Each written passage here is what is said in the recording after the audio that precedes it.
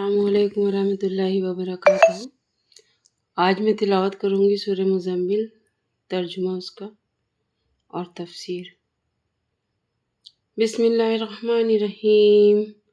یا ایہا المزمل قم اللیل الا قلیلا نصفہ او انقصہ منہ قلیلا او زد علیہ ورتل القرآن ترتیلا انا سنلقی علیک قولا ثقیلا ان ناشئة الليل هي أشد وطئا وأقوم قيلا إن لك في النهار سبحا طويلا واذكر اسم ربك وتبتل إليه تبتيلا رب المشرقين ورب المغرب رب المشرق والمغرب لا إله إلا هو فاتخذه وكيلا واصبر على ما يقولون واهجرهم هجرا جميلا وذرني والمكذبين أولي النعمة ومهلهم قليلا إن لدينا أنكالا وجحيما وطعاما ذا غصة وعذابا أليما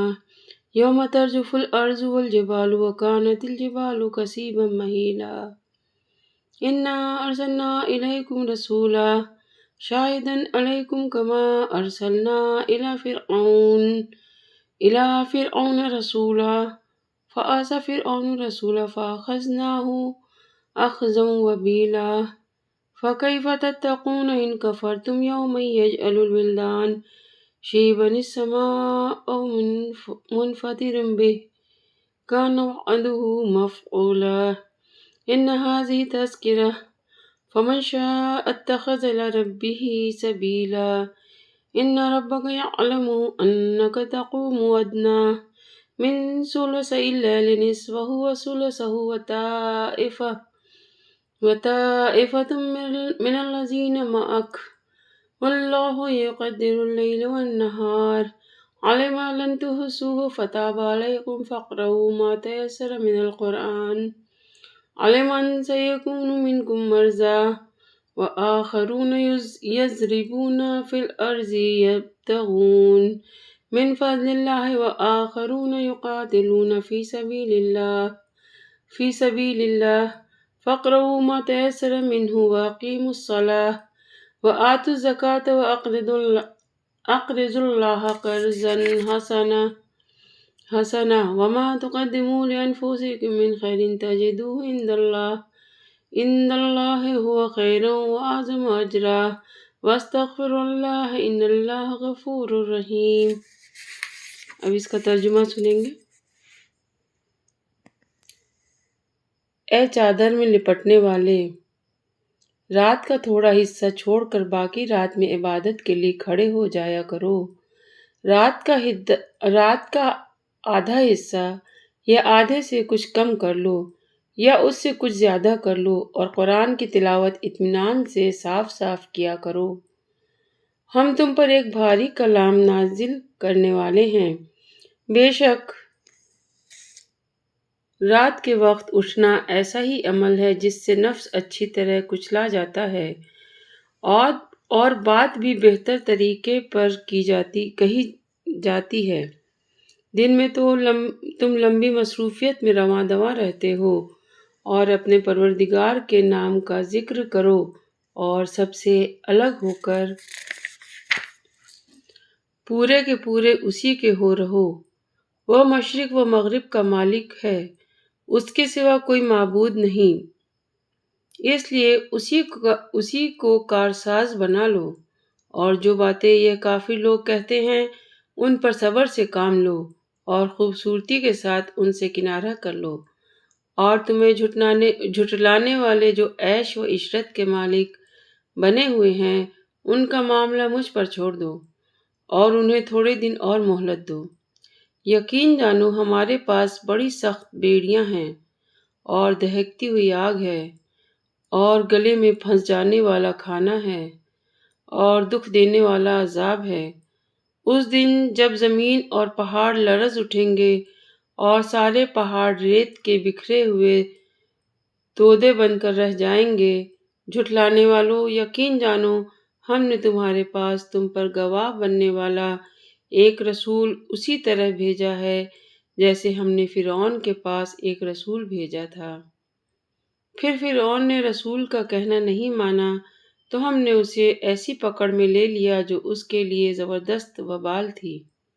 اگر تم بھی نہ مانے تو پھر اس دن سے کیسے بچو گے جو بچوں کو بوڑھا بنا دے گا اور جس سے آسمان پھٹ پڑے گا۔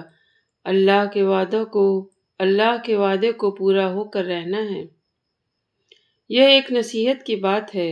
اب جو چاہے اپنے پروردگار کی طرف جانے والا راستہ اختیار کر لے۔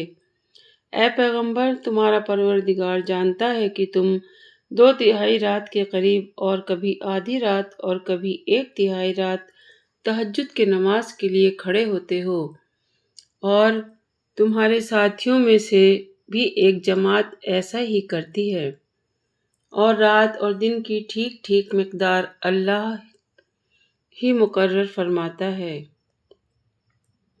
اسے معلوم ہے کہ تم اس کا ٹھیک حساب نہیں رکھ سکو گے، اس لیے اس نے تم پر عنایت فرما دی ہے۔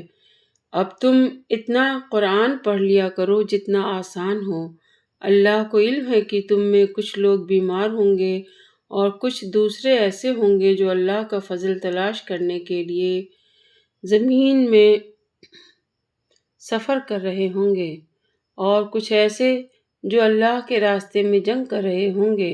لہذا تم اس قرآن میں سے اتنا ہی پڑھ لیا کرو جتنا آسان ہو، اور نماز قائم کرو اور زکوٰۃ ادا کرو اور اللہ کو قرض دو، اچھا والا قرض، اور تم اپنے آپ کے لیے جو بھلائی بھی آگے بھیجو گے اسے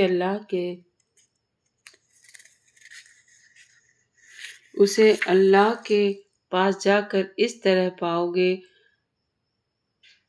کہ وہ کہیں بہتر حالت میں اور بڑے زبردست ثواب کی شکل میں موجود ہے۔ اور اللہ سے مغفرت مانگتے رہو، یقین رکھو کہ اللہ بہت بخشنے والا، بہت مہربان ہے۔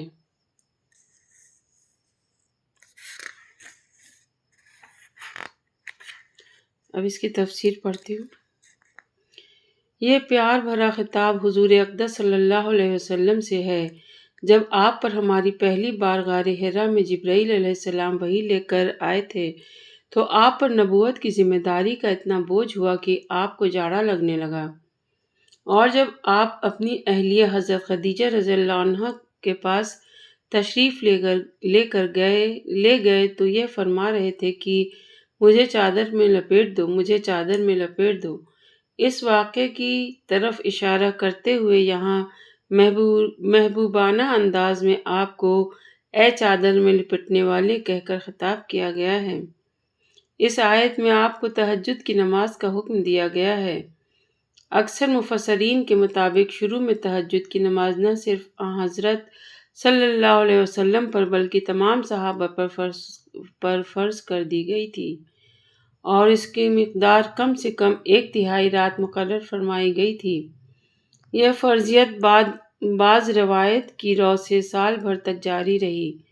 بعد میں اسی سورت کی آیت نمبر 20 نازل ہوئی جس نے تہجد کی فرضیت منسوخ کر دی، جیسا کہ اس آیت کی تشریح میں آنے والا ہے۔ اس سے مراد قرآن کریم ہے۔ چونکہ یہ سورت ابتدائی زمانے میں نازل ہوئی تھی، اس لیے قرآن کریم کا بیشتر حصہ ابھی نازل ہونا باقی تھا، یعنی رات کو اٹھ کر تہجد کی نماز پڑھنے سے انسان کے لیے اپنی نفسانی خواہشات پر قابو پانا آسان ہو جاتا ہے، اور رات کے وقت میں چونکہ شور و غل نہیں ہوتا، اس لیے تلاوت اور دعا ٹھیک ٹھیک اور حضور قلب کے ساتھ ادا ہوتی ہیں۔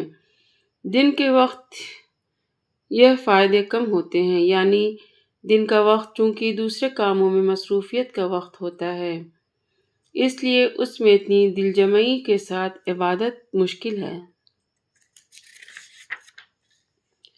ذکر میں دونوں باتیں داخل ہیں، زبان سے اللہ تعالیٰ کا ذکر بھی اور دل سے اللہ تعالیٰ کا دھیان رکھنا بھی۔ اور سب سے الگ ہونے کا مطلب یہ نہیں ہے کہ دنیا کے سارے تعلقات چھوڑ دو، بلکہ مطلب یہ ہے کہ ان سارے تعلقات پر اللہ تعالیٰ کے تعلق کو غالب رکھو، یہاں تک کہ دنیا کے تعلقات بھی اللہ تعالیٰ ہی کے احکام کے مطابق اور اسی کے حکم کی تعمیل میں ہونے چاہیے۔ اس طرح وہ تعلقات بھی اللہ ہی کے لیے ہو جائیں گے۔ مکی زندگی میں ہمیشہ حکم یہی دیا گیا ہے کہ کافروں کی تکلیف دہ باتوں پر صبر کرو اور ان سے لڑائی ٹھاننے کے بجائے خوبصورتی سے علیحدگی اختیار کر لو۔ یہ آیت اوپر کی آیت سے کم از کم 1 سال بعد نازل ہوئی اور اس کے ذریعے تہجد کے حکم میں آسانی پیدا فرمائی گئی۔ جیسا کہ اوپر ذکر ہوا، شروع میں 1/3 رات کی مقدار تہجد پڑھنا ضروری تھا، لیکن چونکہ گھڑیوں وغیرہ کا رواج نہیں تھا، اس لیے حضرت صلی اللہ علیہ وسلم اور صحابہ کرام رضی اللہ عنہ احتیاط کے پیش نظر 1/3 رات سے کافی زیادہ مقدار تہجد میں گزارتے تھے، کبھی آدھی رات، کبھی 2/3 کے قریب۔ مطلب یہ ہے کہ دن اور رات کی ٹھیک مقدار چونکہ اللہ تعالیٰ ہی مقرر فرماتا ہے، اس لیے اسے معلوم ہے کہ تم لوگوں کے لیے 1/3 رات کا حساب رکھنا بھی مشکل ہے اور اس عمل کو نبھانا بھی۔ اس لیے اب جبکہ ایک مدت تک تم نے یہ مشقت اٹھا لی ہے اور اس کے ذریعے تمہارے اندر جو صفات پیدا کرنی مقصود تھیں وہ بڑی حد تک حاصل ہو گئی ہیں، اس لیے اب اللہ تعالیٰ نے تہجد کی فرضیت کو ختم فرما دیا ہے۔ اس سے مراد تہجد کی نماز میں قرآن کریم پڑھنا ہے، اور مطلب یہ ہے کہ اب نہ تو تہجد کی نماز فرض ہے اور نہ اس کی کوئی خاص مقدار مقرر ہے۔ اب بھی وہ مستحب ضرور ہے، لیکن جتنا آسانی سے پڑھ سکو پڑھ سکتے ہو۔ واضح رہے کہ اگر تہجد کا افضل طریقہ یہ ہے کہ انسان رات کو سونے کے بعد آخر رات میں بیدار ہو کر تہجد پڑھے، لیکن اگر کوئی ایسا نہ کر سکے تو عشاء کے بعد کسی بھی وقت صلاۃ اللیل کی نیت سے نماز پڑھ لینے سے بھی اس نماز کی فضیلت حاصل ہو سکتی ہے۔ یعنی تجارت یا روزگار حاصل کرنے کے لیے سفر کر رہے ہوں گے، مطلب یہ کہ اللہ تعالیٰ کو معلوم ہے کہ آئندہ بہت سے ایسے حالات سے سابقہ پڑے گا جن میں رات کے وقت اتنی لمبی نماز کا نبھانا مشکل ہو جائے گا، اس لیے اب وہ فرض نہیں رہی۔ اس سے مراد 5 وقت کی فرض نمازیں ہیں۔ اس سے مراد صدقہ دینا اور دوسرے نیک کاموں میں خرچ کرنا ہے۔ اسے مجازی طور پر قرض اس لیے فرمایا گیا ہے کہ اللہ تعالیٰ نے آخرت میں اس کے اجر و ثواب کا وعدہ فرمایا ہے۔ اچھا والا قرض کا مطلب یہ ہے کہ اس میں نیت صرف اللہ تعالیٰ کی خوشنودی حاصل کرنا ہو، دکھاوا وغیرہ مقصود نہ ہو۔ آمین ثم آمین۔ اللہ تعالیٰ ہم لوگوں کو کہنے سننے سے زیادہ عمل کی توفیق دے۔ سنیے اور اپنے عزیز و اقارب کو بھی بتائیے، اور آپ اپنی معلومات کو بھی شیئر کیجیے، ساجھا کیجیے، اور میری اصلاح کے لیے کمنٹ میں مجھے ضرور بتائیے۔ اگر میرے اس طرح سے تلاوت تفسیر سننا اچھا لگتا ہو تو اسے آگے بھی شیئر کریے گا، صدقہ جاریہ ہوگا۔ والسلام، نزہت عظیم۔